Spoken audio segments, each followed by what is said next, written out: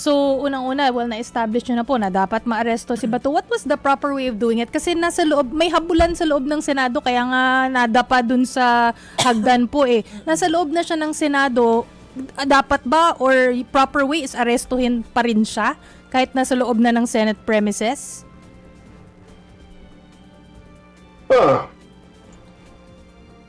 Alam nyo, may ayokong sumagot ng hypothetical, pero ang tingin ko lang, masasabi ko dyan, kahit anong warrant kasi, ang service niyan dapat may tatlong bagay. Una, legality.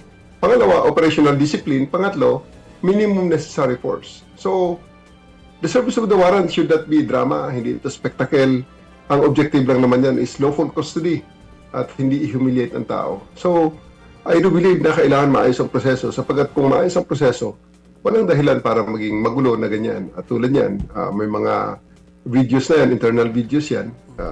Is there really a necessity of releasing that para i-humiliate ng tao? Parang ano ang magagawa niyan para sa pinag-uusapan natin ngayon na taking into custody of the person na subject ng warrant?